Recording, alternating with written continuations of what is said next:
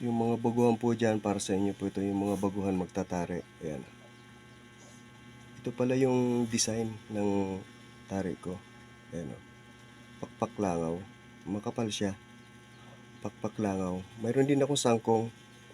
Yung masyado siyang ano. Kaya lang hindi ko kursonada. Ito mas gusto ko. Para sa akin. Ayan. Ngayon boss, bali ituturo ko sa inyo kung paano ko magtari. Ayan. Tayo pong mananari, ano, respect lang po. May kanya-kanya po tayong asinta. May kanya-kanya tayong paboritong asinta, no? Yung mga mananari din naman na nila, hindi naman tayo ano, pero malaking bagay ito sa mga baguhan kung paano. Ngayon ituturo natin kung paano magsapin, kung paano asinta. Ayan, kumpletuhin natin. Ayan, sasapinan ko muna. Ayan. Itong tinatarian natin na to, 4 months old pa lang. Ayan siya. 4 months old pa lang. Ang ganda ng ano ng paa. Ang ganda ng size ng paa. Ayan. Bali, ito isa. Ayan. Dalawa. Itaas natin ng konti pagdating dito. Ayan, tignan nyo. Itaas natin ng konti pagdating dito. Kapag bata ang tinatarian nyo, mga boss, kailangan yung ano nyo, yung ito, kailangan madikit. Kahit na magulang, kailangan lagi madikit. Ayan o.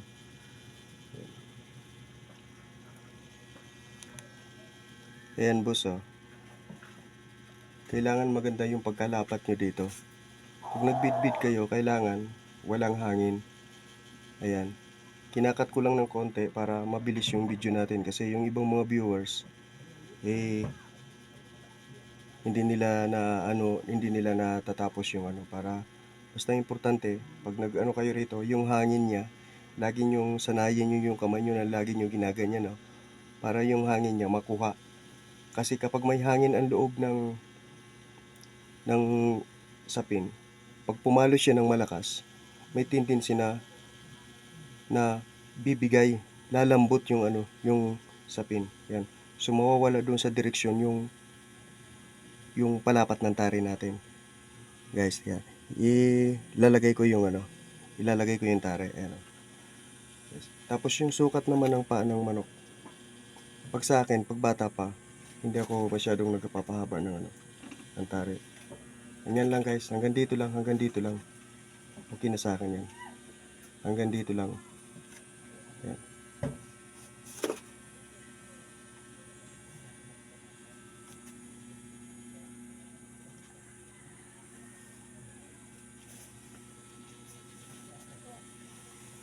Yan guys, oh. Kita nyo?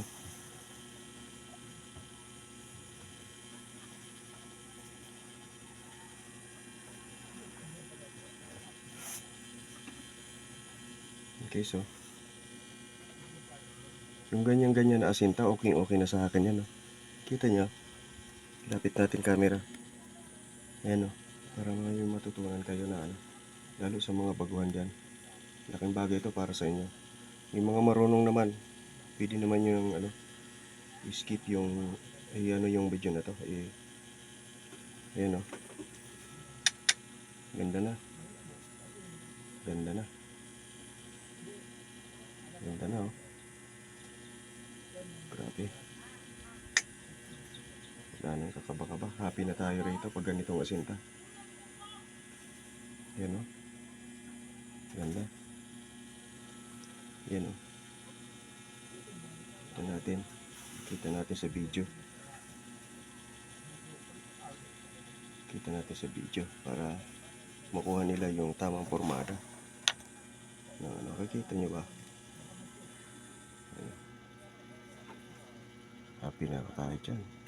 Ganda. Tingnan nyo, oh. Mga boss. Ganda na para sa akin. Pero dapat talian muna natin. Pag naglalagay naman kayo rito ng bit ng tali, ayan, oh. Yung dapat, yung mas maganda kung pwede, yung medyo marami, yung pulido. Kasi nakakatulong din to. Ayan o. Nakakatulong din kapag naglalagay kayo ng sinulid dito. Ayan o. Mas maganda yung medyo makapal din. Ayan, mas maganda yon. Ang iba kasi, hindi naman diskarte nila yon. Nirespeto natin yun. Ayan. Pero sa akin, mas maganda yung medyo marami dito, makapal-kapal dito, pulido dito, quality. Kasi alam nyo kung bakit mga boss. Laking tulong nito na mayroon dito. Kasi kapit na kapit dito sa ano natin. Yan. Lagyan natin.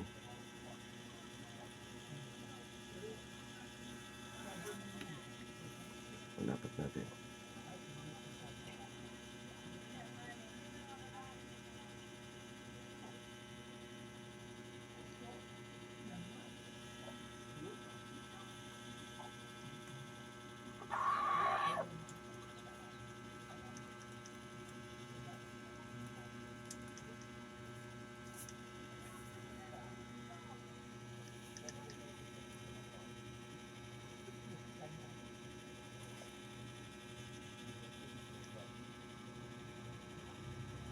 Ayan.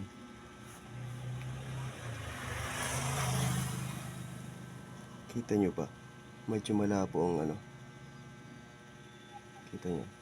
Ayan. Kita natin sa camera. Ayan. Ayan.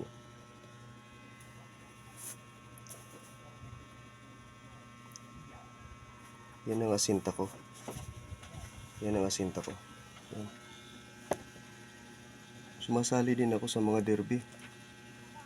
Ayan. Nung last month, champion din ako ng tukak. Ginamit kong materialis. Puti. Tapos yung isa dalasati. Pumasok tayo sa champion. Salamat naman. Kasama lang na Buenas. Hindi naman natin pwedeng ipagmamayabang kasi ang iba kasi nila magaling. Hindi pwede yung ganon. Kahit na anong galing ng manok mo, kapag dinaanan ka ng malas, hindi gagawa ng maganda yon. Diba? Alam nyo yun mga boss. Mayroon kasing oo, magaling. Yan, malikot. Yan. Walang magaling kapag dinaanan ka ng malas. Yan. Pero kapag binibinas ka naman, sus,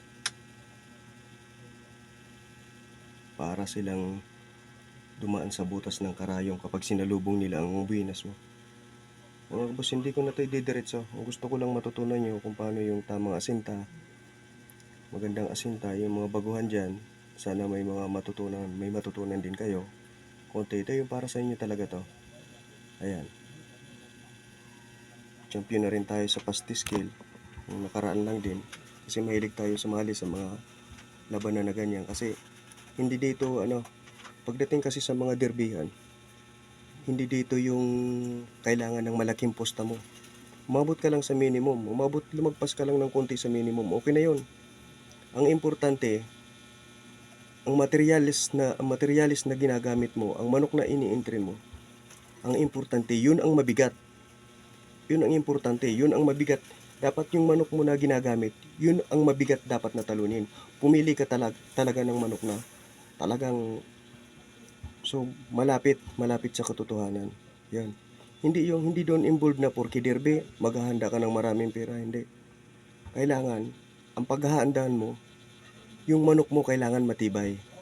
Yun, hindi pera. Kasi, ang target mo lang doon, pumasok ka lang sa champion, di ba? Pag pumasok ka sa champion, yun ang panalo mo, di ba? Yun naman yung doon. Hindi yung may derby, kailangan ko ng malaking pera. Hindi dapat ganun yung mindset mo. So, lalo pag medyo kulang din kahit na kunti lang yung pera natin, kapag gusto natin sumali sa mga labanan na ganyan, pwede. Bakit hindi? Pumasok ka lang sa minimum, okay lang minimum lang yung parada mo, okay lang yun. Basta ang payo ko sa'yo, boss, kapag sumali ka sa mga ganyan, kailangan ang material, ang gamit mong manok, mabigat. Ibig kong sabihin, magaling, maasahan. Saka medyo may gulang talaga, di ba? Sana maintindihan nyo. Ayun lang naman. Yung mga baguhan dyan, sana may mga matutunan kayo sa akin kasi para sa inyo talaga ang video na to. Ayun. Katulad na sinabi ko, yan lang yung tari ko. Ang design niya pakpak langaw. Makapal siya. Yan. Para sa akin, mabilis pumatay ito. Yan. Subok ko na to. Ayan. Yan. Paki-subscribe naman po. Pindot na rin ang notification bell para sa mga susunod na videos natin. Itong maliit na ano natin na laking tulong nyo rin po para sa akin yun. Humihingi po ko sa inyo ng pabor na sana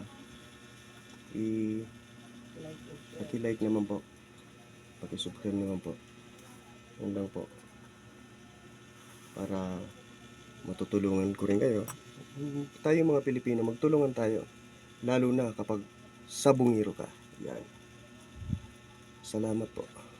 Yan. Hindi na muna natin i-demo yung kung paano isa-isahin kasi masyadong mahaba yung video. Yung iba kasi mga viewers, kinakat lang naman nila yon. Hindi na nila dinidiretso kasi naiinip sila doon sa pagdating sa ano. So ang importante, may paliwanag lang natin sa mga viewers na ganito pala, ganito dapat. So hindi mo naman dapat na kailangan, katulad na sinabi ko, kailangan yung pagkakalapat ng sapin mo rito, walang hangin. Yun. Tapos, kapag may hangin kasi, bakit? Ang tanong, kapag may hangin, bakit? Ano ba ang pwedeng mangyari? Yun. Magandang tanong yun. Kapag may hangin yung sapin mo, maganda naman yung asinta mo. Kapag pumalo siya ng malakas na tumama sa matigas na bagay, yung tari mo mawawala sa alignment. Ibig sabihin, mawawala yung sentro doon sa gusto mong, yung himunta na tinatawag, di ba? Di ba? Mawawala siya doon sa alignment na target mo, di ba? So maganda kasi yung maganda sa alignment dahil sa isip mo, sa puso mo, kapag pumalo yung manok mo, lucky punch papatayin ng kalaban. Di ba? Yun yung ibig kong sabihin. Yun. Salamat po.